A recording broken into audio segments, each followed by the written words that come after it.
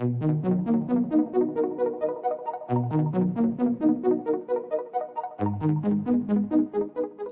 hello there. I'm Nusha, also known as Ferocious and Pretty Pens, and welcome back to my channel.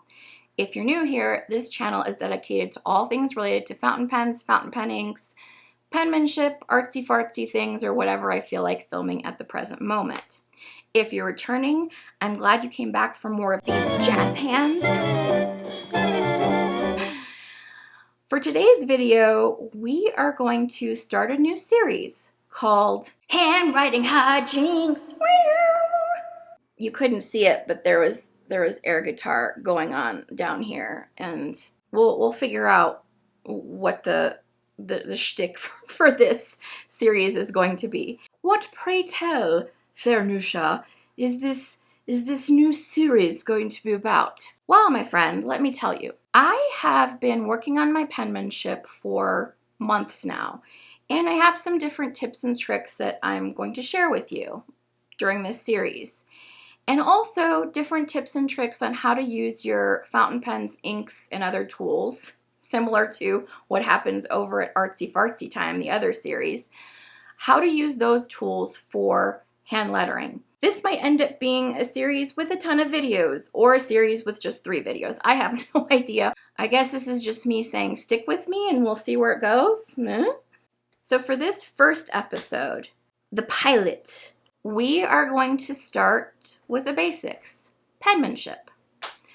I have been practicing my penmanship consistently since October of last year. And when I say practice, I mean practice.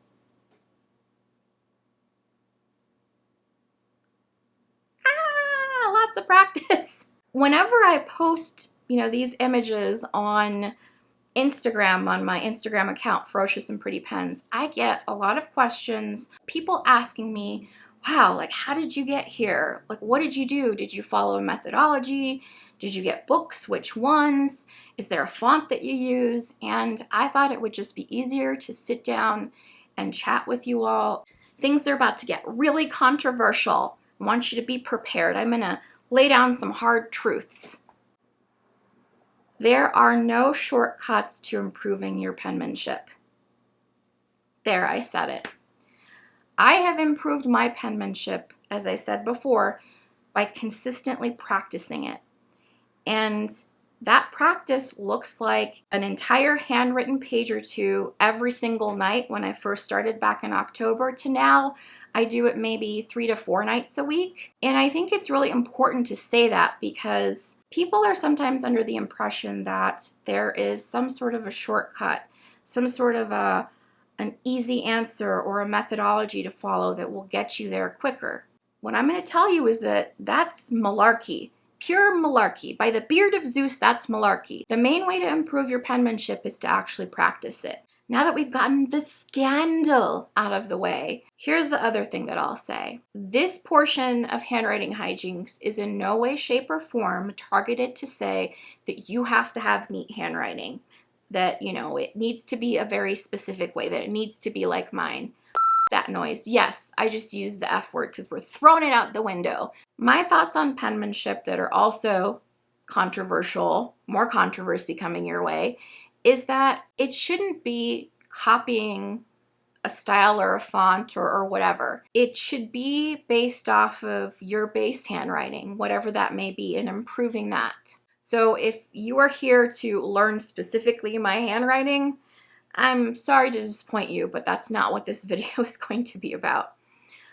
This video is really about how to improve your penmanship, because I think no matter what you think, your penmanship is beautiful because it's unique to you. There, I said it. So my process of improvement. If you're still here, 1, yay, 2, let's start talking about what I actually did, what you came here to learn about. I realized, knowing that practice is something that I needed in consistency, that I was going to pick the largest book that I currently own that was sitting there on my shelf and just copy it, because it would give me lots of words to be able to copy. And the book I chose was Herman Melville's Moby Dick.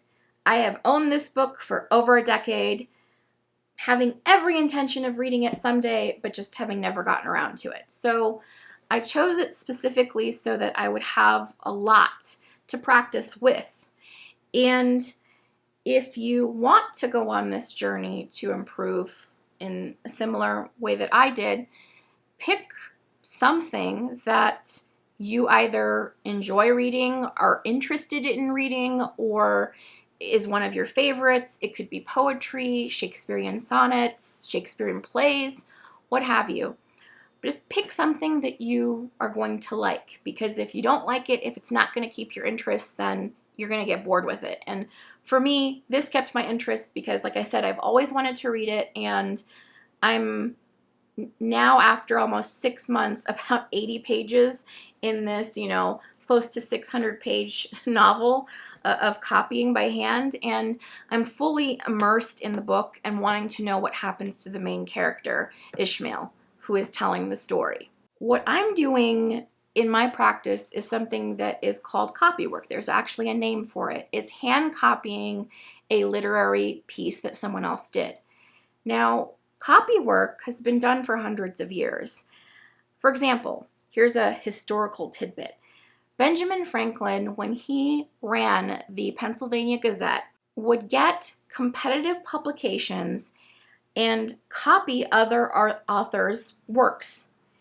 And what he would do in that practice of copying is he would try to dig into their style, the way that they put their arguments together, and the overall meaning of whatever the article was about that was published.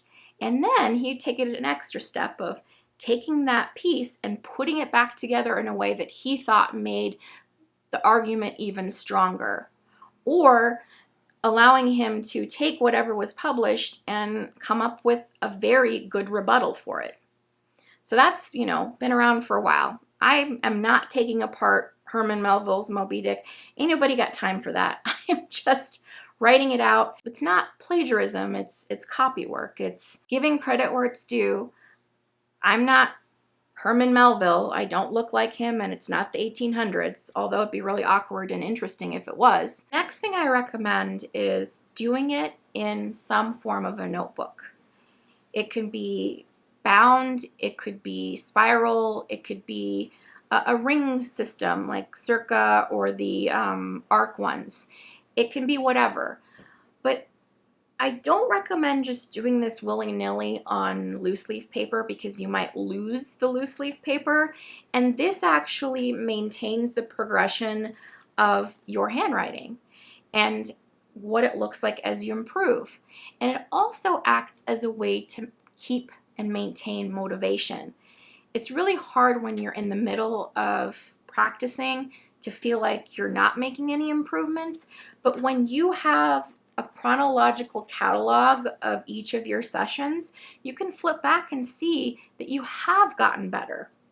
So it's a bit of motivation and some record keeping, and another way to use an empty notebook that you might have laying around. So the next thing is consistency.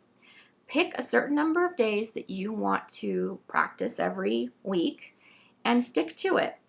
Write an entire page if you can. And try not to leave more than 2 days between your practice sessions, because the more consistent you are back to back with that practice, heck, if you can do it every day, wonderful, but I know sometimes schedules and life doesn't allow that. But the more you maintain consistency and do it over and over again, the more entrenched whatever that thing may be that you're trying to improve becomes, and the more chance and likelihood that it becomes muscle memory and you stop having to think about it. Over the course of my penmanship practice, the major thing that I wanted to improve was the consistency between my letters. So my A's, D's, G's, and Q's. I wanted all of those letters to be fairly similar to one another, since the base of that alphabet is the same. The same thing with my B's and my P's. So the more you do it and the more cognizant you are of it, at some point you stop thinking about it and it just flows. Once you've done your base sample, the next thing to do is to look at that sample and to think about what are those things that you want to improve on or change if you don't like them. For me, it was getting my spacing correct between my words, tightening all of that stuff up, and getting the angles in my print correct to, you know, when I did cursive, how I wanted to do my slant, maintaining that consistency, changing, you know, my slanted R's. Just pick those things and make small little improvements over time. If you go back to what I said before about consistency, if you maintain that consistency and you're constantly looking at your pages as you finish them up and thinking about what you want to improve, it'll happen over time naturally. And the last thing I'll mention is slow down. Slow it the frick down.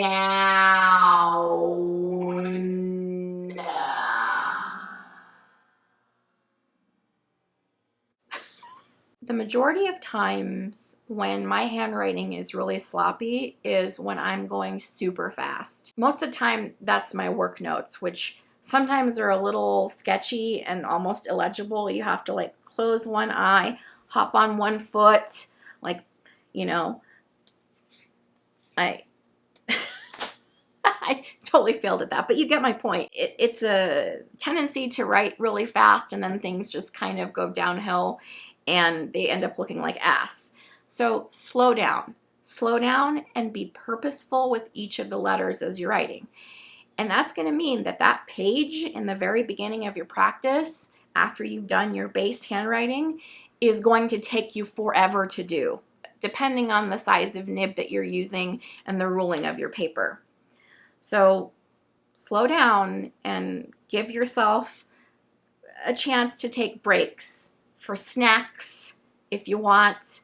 Hydration, that's important too. Don't forget to stay hydrated.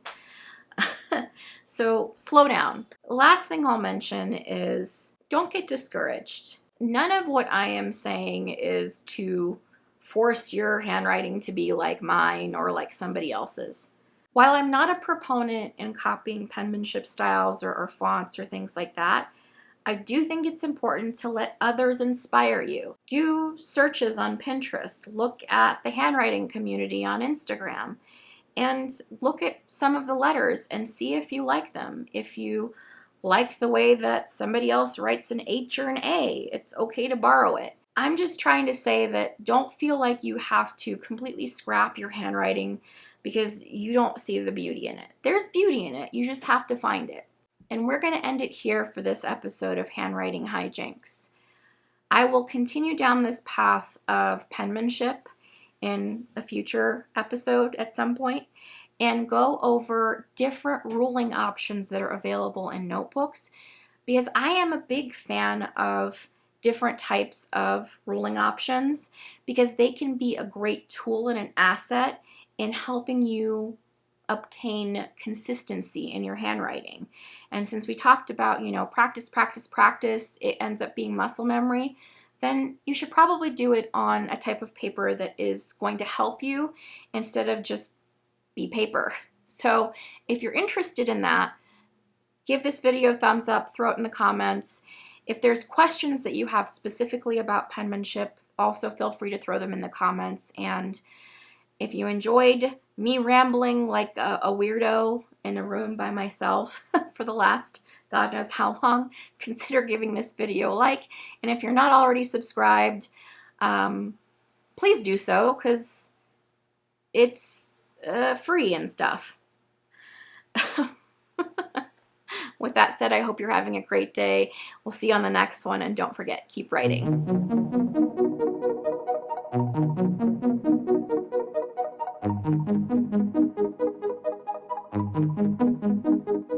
Well, whoa, let's not knock things over. Of handwriting hijinks. Handwriting hijinks. Oh yeah. Of penmanship. Let's talk about penmanship. What does it mean to take pen to the paper? Or you just are here because I don't know why. I don't even know what I'm saying anymore.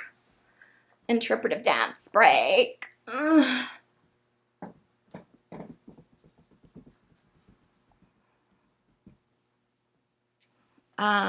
Wow, I'm dizzy now. Your mom. Your mom is a lovely person, and Mother's Day is coming up, so I hope you send her a card or flowers or something. It's gonna be really interesting editing this video because I feel like I'm rambling, and did any of what I'm saying even make sense? Who knows? If you're still with me, let's talk turkey. Don't ever do that again.